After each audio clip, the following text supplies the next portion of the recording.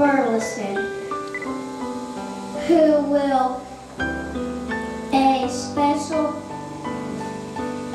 presentation. It says to Kertchaval for carrying on the tradition of his grandfather, James William Kertchaval, in recognition of your personal commitment, dedication, and performance. And I have signed it, and your grandmother has signed it. Thank you so much. Several times, I've mainly made some mistakes, and I know I just kind of see his hand just kind of guiding me by, and I must say, some things, Grandma, I'm gonna have to do it to you. I'm gonna have to. Gramps and I, we've been talking, and some things, just a little bit. He's worried.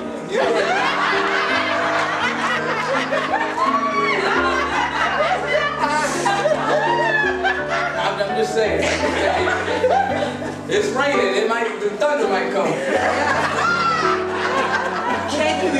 But Gramps has been very great to us all. We all know him very well. I still see him and talk to him on a daily basis, and I can still see his face and just his kind of dull sense of humor. But it was just mainly, just the presence of him was great. Now I missed some projects with him, but deep down inside, I know he's doing better. He's no longer in pain, and honestly, I know many of you knew him. You would never know he was in pain anyway, because he would never tell you. But he's in a better place, and he's looking out for us all. Was very dignified.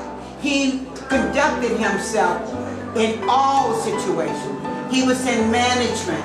Everyone loved him. They were flying down. Every day someone was down, whether they worked for him or with him.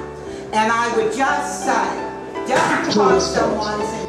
It was raining and storming, and hundreds of people gathered to hear Dr. King. He said Reverend Abernathy. He felt tired, he felt ill, but people were calling out for Dr. King. And so in the thunderstorm, he raced over to the Mason Temple. This is an excerpt of that famous speech he gave the night before he was assassinated. The speech given April 3rd, 1968. They allowed me to read some of the mail that came in, and from all over the states and the world, kind letters came in. I read a few, but one of them I will never forget. I have received one from the president and the vice president. I've forgotten what those telegrams said. I received a visit and a letter from the governor of New York, but I've forgotten what that letter said. Yes. But there was another letter that came from a little girl, a young girl, who was a student at the White Plains High School. And I looked at that letter and I'll never forget it. It said simply, "Dear Dr. King, I am a 9th grade student at the White Plains High School." She said, "While it should not matter, I would like to mention that I'm a white girl. I read in the paper of your misfortune and of your suffering. And I read that if you had sneezed, you would have died. And I'm simply writing you to say that I'm so happy that you didn't sneeze. And I want to say tonight,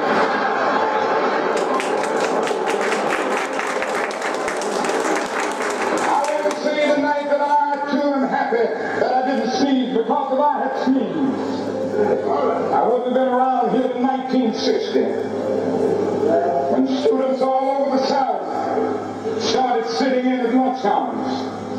And I knew that as they were sitting in, they were really standing up for the best in the American dream, and taking the whole nation back to those great wells of democracy, which were dug deep by the founding fathers in the Declaration of Independence and the Constitution. If I had sneezed, I wouldn't have been around here in 1961 when we decided to take a ride for freedom and ended segregation and interstate travel. If I had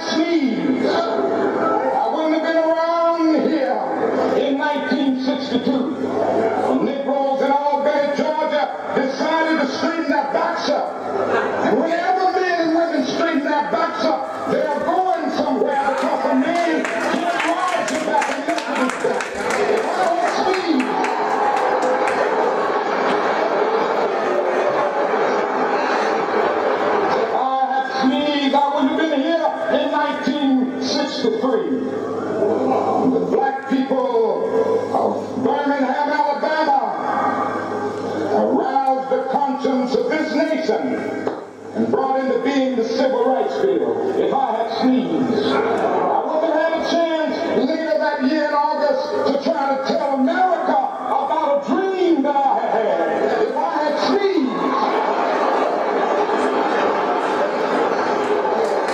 I wouldn't have been down in Selma, Alabama to see the great movement there. If I had sneezed, I wouldn't have been in Memphis to see a community rally around those brothers and sisters who are suffering.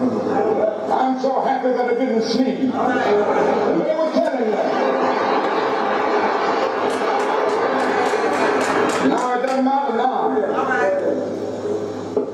It really doesn't matter what happens now. I left Atlanta this morning, and as we got started on the plane, there were 6 of us. The pilot said over the public address system, "We're sorry for the delay, but we have Dr. Martin Luther King on the plane, and to be sure that all of the bags were checked, and to be sure that nothing would be wrong on the plane, we had to check out everything carefully, and we've had the plane protected and guarded all night." And then I got into Memphis, and some began to say the threats, talk about the threats that were out, what would happen to me from some of our sick white brothers. Well, I don't know what will happen now. We've got some difficult days ahead. But it really doesn't matter with me now, because I've been to the mountaintop. I don't mind. Like everybody, I would like to live a long life. Longevity has its place. But I'm not concerned about that now. I just want to do God's will. And He's allowed me to go up to the mountain. And I've looked over. And I've seen the promised land. I may not get there with you, but I want you to know tonight that we as a people will get to the promised land.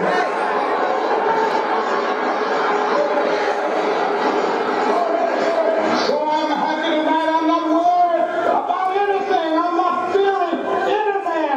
My eyes have seen the glory of the Lord. Grace and honor you went off so smoothly. The trees were all so lovely.